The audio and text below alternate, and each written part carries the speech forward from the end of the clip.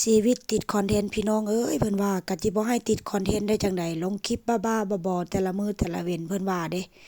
กะจิบ่ให้ติดคอนเทนต์ได้จั่งใดสิ้นเดือนมาแล้วก็ประมวลผลโลดแล้วแต่ว่าจะประมวลผลน้อยหรือว่าจะประมวลผลหลายแต่ละเดือนแต่ละมื้อมานี่ก็ต้องได้ลุ้นปานหวยออกพู้นเด้พี่น้องพวกเจ้าว่าคือเป็นคือข้อยบ่มาลุ้นปานหวยออกเป็นหยังก็ค่อยลุ้นปานหวยออกตื่นเช้ามาหรือว่าก่อนไปเฮ็ดการเฮ็ดงานไปเฮ็ดเวียกประจำเนาะ ก็ลงคลิปไว้หลังจากที่ว่าลงคลิปไว้แล้วหลังจากที่ว่างแล้วก็มาเบิ่งเนาะมาเบิ่งก็มาลุ้นคือหวยหั่นล่ะมาลุ้นว่ามันจะมียอดเบิ่งบ่ยอดแชร์บ่ยอดไลก์บ่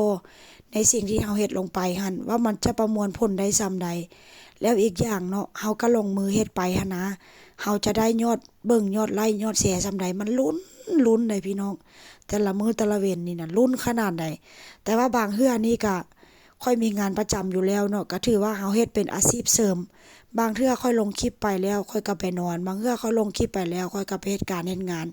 ก็ถือว่ามันติดคอนเทนต์ไปแล้วพี่น้องในแต่ละมื้อแต่ละเว้นถ้าหากว่ามื้อใดบ่ได้ลงเนาะก็อยู่บ่ได้ก็ถือว่าสะสมกันไปบางคลิปก็ได้น้อยบางคลิปก็ได้หลายก็ถือว่าต่อยอดหรือว่าบางเดือนนะเดือนนี้เฮาบ่ได้หลายเดือนหน้าหรือว่าเดือนถัดไปหันน่ะคลิปของเฮาหั่นน่ะมันก็จะอาจจะมีการเบิ่งหรือว่ายอดเพิ่มขึ้นเนาะมันก็จะสะสมเงินไปเรื่อยๆเรื่อยๆแล้วแต่ละเดือนเนาะบางเดือนนั่นน่ะเขาเจ้าก็จะบ่ตัดยอดให้เฮาแต่ว่าเขาเจ้าก็จะสะสมให้เฮาในเดือนถัดไปหรือว่าถ้าหากว่ายอดเงินมันบ่ครบหั้นน่ะเนาะเขาเจ้าก็จะตัดรวมกันไว้ในกล่องใดกล่องหนึ่งหลังจากนั้นแล้วเขาเจ้าก็ถ้าหากว่ามันครบกำหนดในสิ่งที่ว่าเขาเจ้ากะหรือว่าเขาเจ้ามีเกณฑ์นั่นน่ะให้เฮาหั่นน่ะเขาเจ้าก็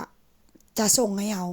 แต่ละเดือนมาแต่ละมื้อมานี่โอ้ยมีความสุขพี่น้องในการลงคลิป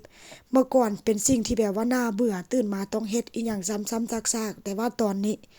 ในแต่ละมื้อแต่ละเว้นก็ถือว่าเป็นหน้าที่เป็นการเป็นงานก็ถือว่าเป็นงานอดิเรกไปอีกงานหนึ่งเนาะพี่น้องเพราะว่าเฮาได้รายได้จากตรงนี้แล้วเฮาก็ไปเอารายได้อีกตรงหนึ่ง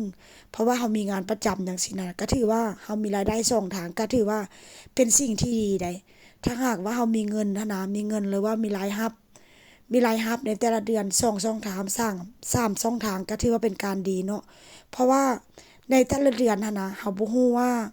ยอดเงินในแต่ละยอดที่ว่าเราจะได้หั้นน่ะเราจะได้น้อยหรือว่าจะได้หลายและบางมื้อเนาะบางมื้อหั้นน่ะข้อยก็เฮ็ดเวียกบางมื้อก็8ชั่วโมงบางมื้อก็3ก็4จังซี้น่ะก็ถือว่าเป็นรายได้เสริมสำหรับข้อยเนาะบางคนนี่ก็ถือว่าโอ๊ยลงอิหยังบุไร้สาระ ลงทุกวี่ทุกวันทุกมื้อก็ถือว่าบ่เป็นหยังเนาะถ้าหากว่าผู้ใดรำคาญผู้ใดบ่มักก็เลื่อนผ่านได้เด้อก็บ่เป็นหยังเนาะถ้าหากว่าเบิ่งกดแชร์ให้แล้วก็ขอบใจถ้าหากว่าบ่มักก็รำคาญก็เลื่อนผ่านข้อยก็บ่ว่าหยังเนาะมันเป็นสิทธิของแต่ละคนแล้วมันก็เป็นการมักหรือว่าเป็นการสมัครใจที่ว่าจะเบิ่งข้อยก็บ่ได้บังคับเนาะพี่น้องก็ถือว่าเป็นความรู้แล้วก็ถือว่าเป็น สำหรับข้อยในตอนนี้ก็ถือว่ามีความสุขแล้วเนาะในการลงคลิปบางคนหั้นนะก็จะเอาอิหยังมาลงบุแต่ว่าก็ถือว่าเป็นการดีได้เพราะว่าหยังเขาเจ้ายังกล้าเอามาลงอะนะสำหรับความคิดข้อยเนาะบางคนนี่มีแต่เว้าให้หมู่แต่ว่าบ่ลงมือทำจักเทื่อแต่ถามว่าในสิ่งที่หมู่เฮ็ดลงไปหั่นน่ะพวกเจ้าฮู้บ่ในแต่ละเดือนนั้นน่ะเงินเขาเจ้าได้เท่าใดบางคนนี่มาติฉินนินทาอุ๊ยเฮ็ดบ้าๆบอๆลงอันนั้นอันนี้ ลงไปเรื่อยเปื่อยกินก็น่าเกลียดนู่นนี่นั่นแต่พวกเจ้าฮู้บ่ว่าสิ่งที่เขาเจ้าเฮ็ดนั่นน่ะเป็นสิ่งที่ดีเด้เพราะว่ากว่าเขาเจ้าจะเฮ็ดคลิปหนึ่งออกมาได้เขาเจ้าตั้งใจส่ำใดแล้วก็มีความแบบว่าทะเยอทะยานแล้วก็มีความอดทนและมีความที่แบบว่าบ่อายหั้นน่ะบางทีเขาเจ้าจะอาจจะอายแต่ว่าเขาเจ้าก็เริ่มต้นในจากศูนย์ไปถึงที่แบบว่าจากความว่าอายจนไปเป็นความว่าเคยชินน่ะนะ ก็ถือว่าเป็นการดีเลยพ่อแม่พี่น้องข้อยนี่บางเทื่อขนาดเขาเฮ็ดมาหลายปีเนาะได้เงินมาหลายรอบแล้วก็ยังแบบว่ายังอายบ่พอได้บางเทื่อที่เฮ็ดคลิปอิหยังออกไปนี่ก็ได้มาตั้งหลักซะก่อนเพราะฉะนั้นแล้วบางคนที่ลงคลิปไปก็ถือว่าข้อยก็ถือว่ายินดีนำนะยินดีแล้วก็ถือว่าสมเสยว่าเซ็นสาที่ว่าเขาเจ้ามีความกล้าหาญเนาะพ่อแม่พี่น้องก็ถือว่าเป็นงานอดิเรกเนาะนี่ล่ะคือข้อยว่านี่ล่ะเฮ็ดคลิปลงไปนี่ก็ถือว่าเป็นการ คือคล้ายเกี่ยวกับการซื้อหวยลุ้นแต่ละมื้อลุ้นว่าจะได้ยอดลุ้นว่าจะได้มีคนเบิ่งบ่ ลุ้นว่าในการที่เฮาเฮ็ดคลิปลงไปจะมีประสิทธิภาพบ่เพราะฉะนั้นแล้วมันก็คล้ายๆเกี่ยวกับการซื้อหวยเนาะพ่อแม่พี่น้อง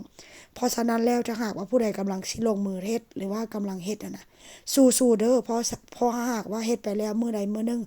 มันประสบผลสำเร็จพวกเจ้าจะภูมิใจและก็ดีใจที่สุดคือข้อยนี่ล่ะเนาะคือมาฮอดมื้อนี้ข้อยก็สามารถสร้างรายได้ได้แล้วก็ถือว่าเป็นความภูมิใจในของตัวเองว่าซั่นจ้ะบางครั้งก็ถือคำเว้าแด่ก็ก็ถือว่าก็บ่เป็นหยังเนาะก็ถือว่าเป็นความรู้ใหม่ๆว่าซั่นจ้ะแล้วก็เป็นประสบการณ์เนาะพ่อแม่พี่น้องเนาะนี่ล่ะฝากคลิปไว้ส่ำนี้เจอกันใหม่ในคลิปหน้าเด้อเช่นเก่าเช่นเคยผู้ใดมักก็อย่าลืมกดไลค์กดแชร์กดติดตามเป็นกำลังใจให้กันเด้อไปแล้วมื้อนี้บ๊ายบายสบายดี